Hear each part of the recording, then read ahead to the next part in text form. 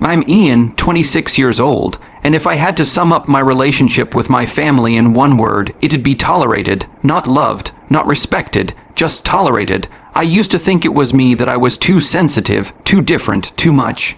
But over the years, I started noticing a pattern. Every time something good happened in my life, my parents found a way to make it feel like a fluke. Every mistake, proof I was a failure. Every success, a fluke or someone else's doing. My younger sister, Elise, on the other hand, she could do no wrong, the golden child. Even when she messed up, they'd twist themselves into pretzels trying to defend her. I remember once she crashed my dad's car while texting. His words, "It's just a car, don't be so dramatic." 2 weeks earlier, I'd left the garage door open by mistake and got a 30-minute lecture about responsibility and how hard he worked for everything. That's the kind of family dynamic I was dealing with. Growing up in that environment shaped me in ways I'm only beginning to unravel. I became quieter, more observant. I stopped sharing things. When I got into college on a scholarship, my mom's reaction was, "Wow, guess they're not as competitive as they used to be." When I landed my first real job in film editing, my dad muttered, "So you're playing with movie clips for a living now." Meanwhile, Elise started dating some guy named Carson, a trust fund baby with a jawline and no spine. My parents adored him, of course. Every family dinner turned into a showcase of their perfect relationship. I'd sit quietly, fork-pushing cold mashed potatoes, while my mom gushed about Elise's wedding plans as if I didn't exist. Still, I was invited to the wedding, kind of. The invitation had been addressed to Ian and guest, even though they knew I was single. That little detail felt intentional. I RSVP'd yes, though. I had my reasons. The ceremony was set to take place at this expensive vineyard upstate, the kind of place where everything smells faintly of overpriced roses, and everyone pretends to know the difference between Cabernet and Merlot. When I arrived, one of the ushers handed me a name card and said, "You're at table 19. I didn't think anything of it until I walked into the reception hall and realized table 19 was shoved into a corner next to the speaker system. And filled with actual kids, not teenagers, kids. One of them was coloring on the tablecloth. Another was making a fort out of bread rolls. That's when I felt it, the old heat behind my ears, that flush of humiliation I thought I'd grown out of. I turned around and saw my dad across the room, drink in hand, whispering something to my uncle. They both looked over. My dad gave me that tight, insincere smile, then casually made his way over like he hadn't just orchestrated another public jab at my expense. "Try not to ruin this," he said under his breath, leaning close, "like you ruin everything else." And my uncle chuckled behind him. My mom caught my eye, then looked away. I didn't say a word. I just smiled because I knew something they didn't. You see, over the past few months, while Elise had been obsessing over flower arrangements and guest lists, she'd also hired me to put together her wedding video. Not the official one. They paid some artsy couple from Brooklyn $5,000 for that. No, she wanted a side project, a slideshow, one that would play during the toasts, just something fun. She'd said, cute clips of us growing up, family memories, some videos from college, you know. I played the part. Of course, I said, I'd love to. And I got to work, but not the way they thought. I spent weeks digging through old home videos, scanning Elise's Instagram reels, pulling footage from family phones I'd backed up over the years. At first, it was just for the slideshow, but the more I watched, the more patterns emerged. My parents' favoritism, Elise's casual cruelty, the constant put-downs, the snide remarks, moments I'd forgotten caught on camera like time capsules of pain. I started stitching them together, not all of them, just enough, subtle at first, a comment here, a clip there, and then the kicker, a short clip. Elise didn't realize I had one from her bachelorette party. It was late, they were drunk. Elise was sitting on the balcony with a glass of something pink in her hand. She was laughing. I mean, it's not like I love Carson, love him, she slurred. But he's loaded, and I've earned it after dealing with my messed up family for years, especially Ian. God, what a martyr. He's like a side character in a movie no one wants to finish. I almost deleted it. Almost, but I didn't. I edited everything into a 7-minute video, opened with baby photos, sweet piano music, childhood laughter, then slowly, subtly the tone shifted. The clips got less curated. More real, voices sharper, laughter more forced, snide comments slipped in, my dad mocking my career, my mom saying Elise was the only one worth bragging about, Elise calling me the family ghost, and finally the balcony confession. I timed it perfectly to drop right after the champagne toast, when everyone would be watching relaxed, sentimental. I tested the timing again and again until it felt like a punch you don't see coming. And now, sitting at the kids' table, I pulled out my phone and gave a little nod to the AV guy in the corner. He was a friend from college, another video nerd, as my dad used to say. I'd slipped him a flash drive earlier and told him exactly when to cue it. The lights dimmed. Elise, standing next to Carson with her arms around him, raised her glass and said, "Thank you all for being here today.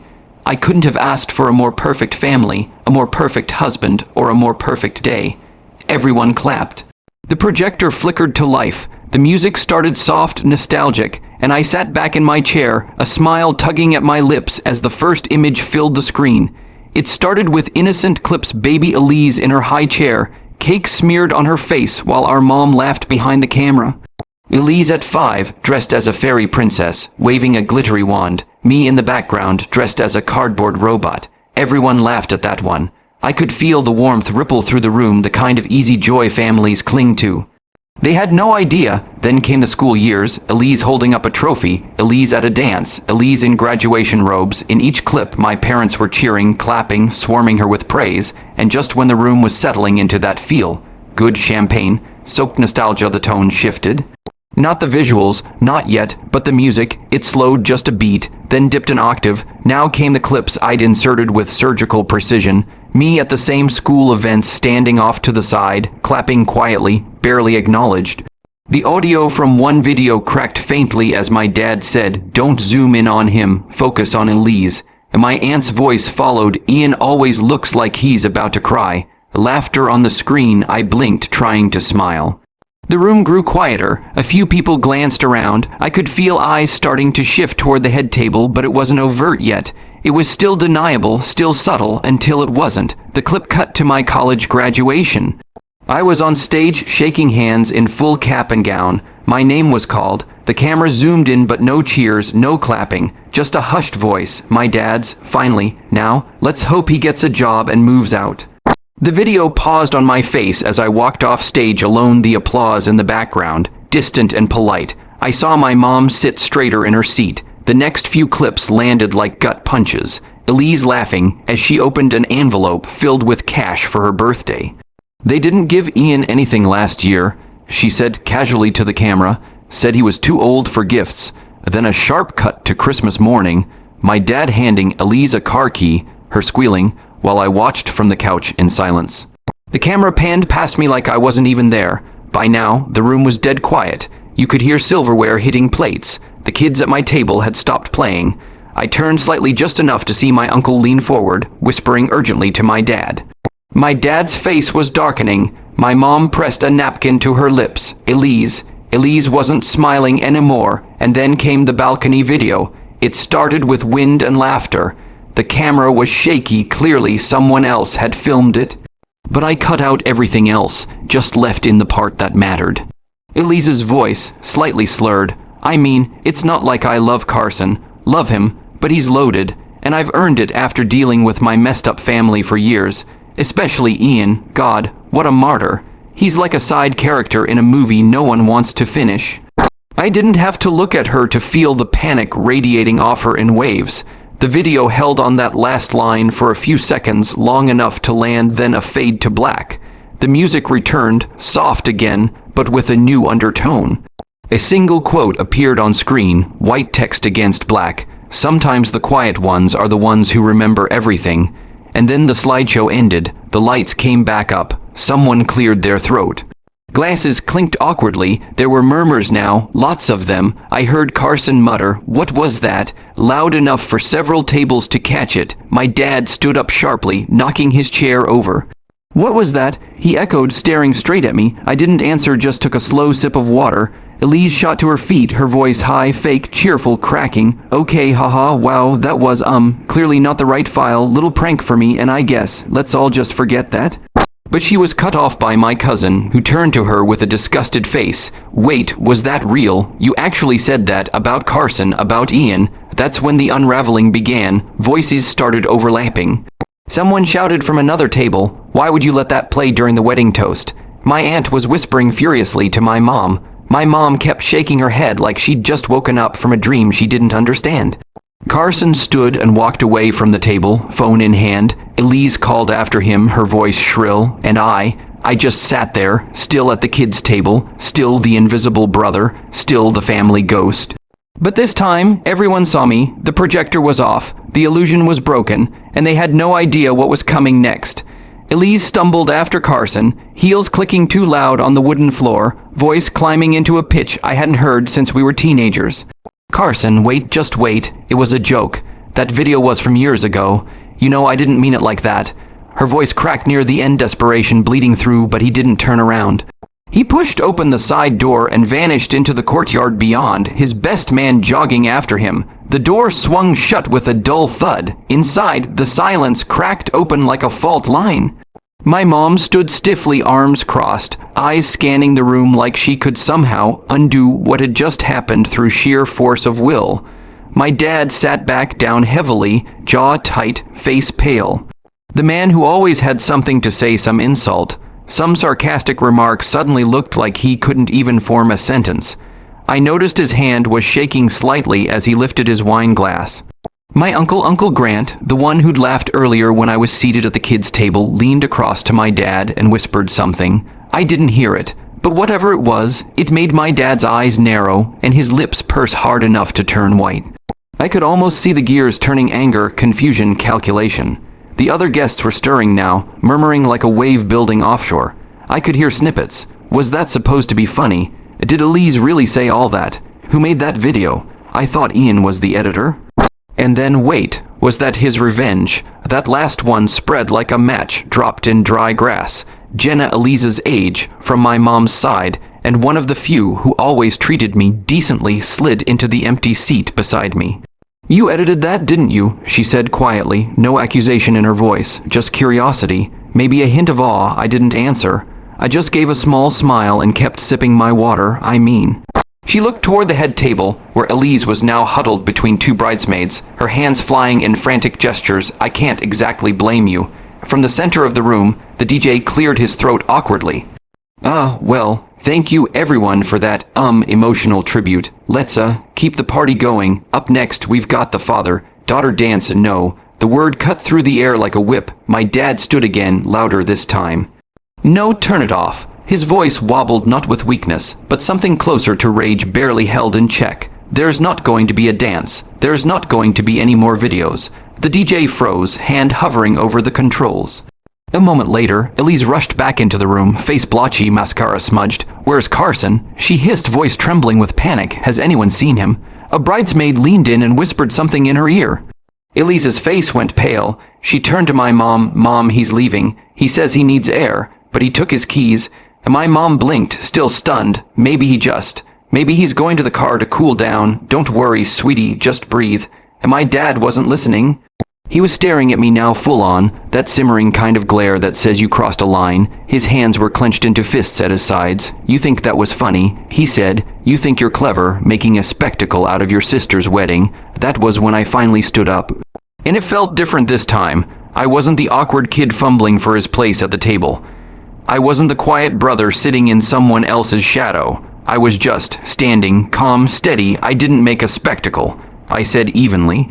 I just played the truth. You humiliated your family. He growled. I tilted my head. No, you humiliated yourselves. I just hit play. The room had gone still again. People watching, unsure if they were seeing a meltdown or a movie scene. Even the waitstaff had paused in the background, frozen mid-step with trays of sparkling wine. My dad took a step toward me. You've always been like this, bitter, petty, blaming us for your own disappointment. I cut in.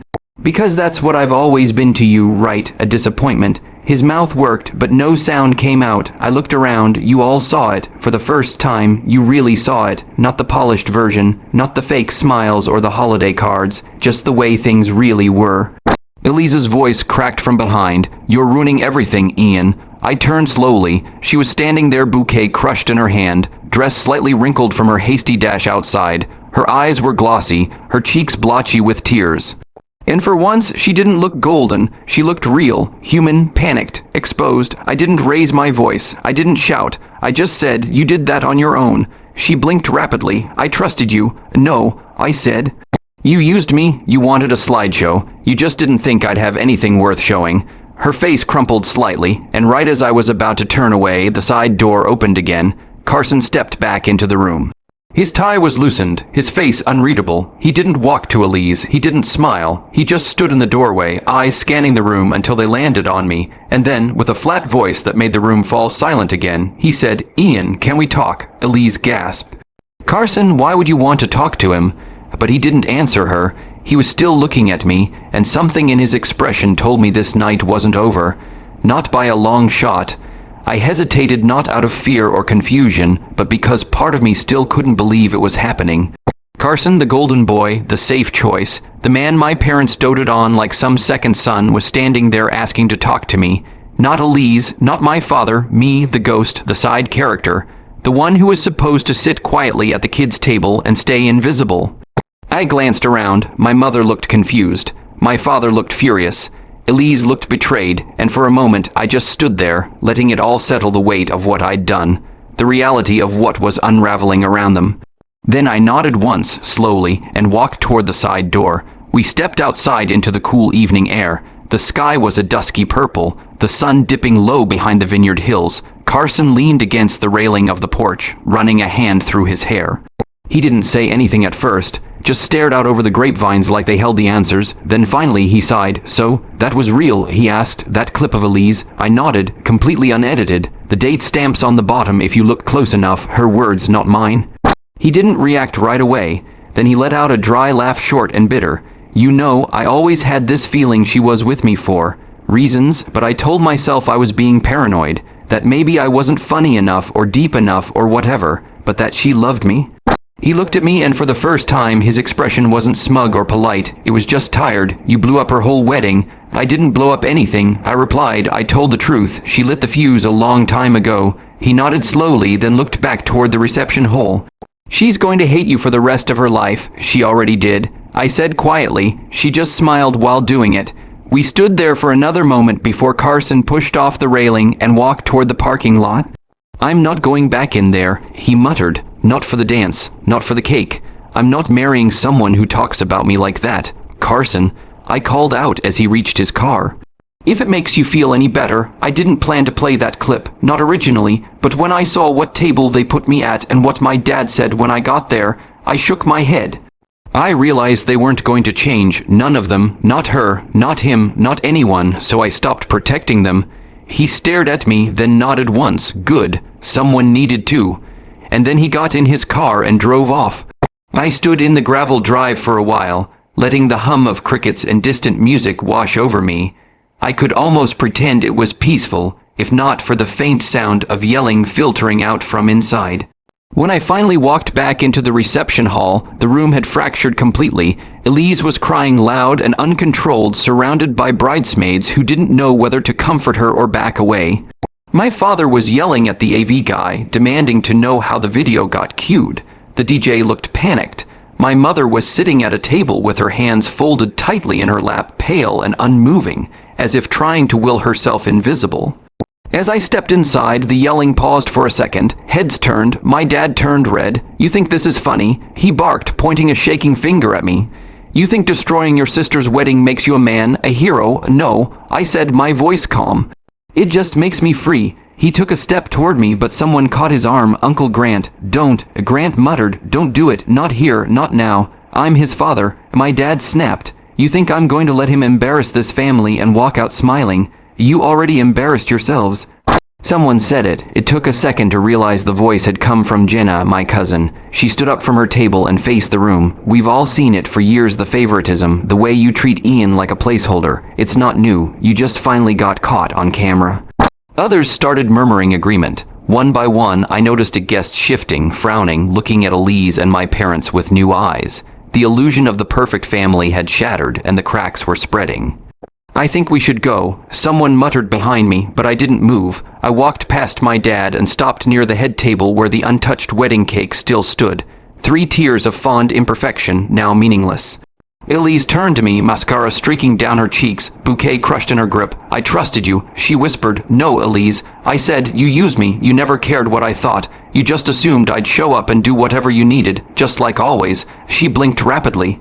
"It was just a stupid joke at a party. It wasn't a joke to me. I cut in. None of it ever was.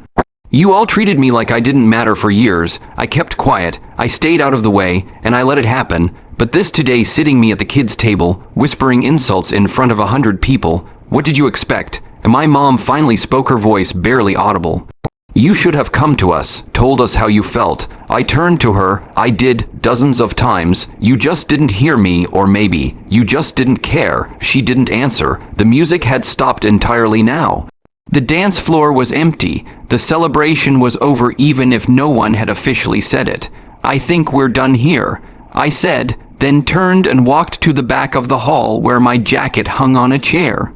"Ian," my father said, and something about the way he said my name made me pause, but when I turned, he just stared at me, face hard, mouth drawn. "You'll regret this," he said. "You'll regret pushing your family away." I smiled.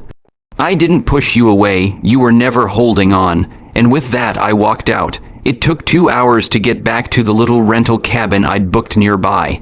I ignored the texts flooding in, some furious, some apologetic, some unreadable in all caps. Elise called twice. Carson didn't call at all. I poured a glass of water, sat on the porch, and just breathed. For the first time in a long time, I wasn't waiting for approval. I wasn't hoping they'd notice me or hoping they wouldn't. I had no more illusions to protect. No fake smiles to paste on my face for the sake of keeping peace in a war zone. I didn't know what would come next. Maybe they'd cut me off. Maybe Elise would start a smear campaign. Maybe they'd pretend it never happened. But whatever it was, I didn't care, because now, they knew, they all knew, and I wasn't invisible anymore. Not to them, and finally not to me.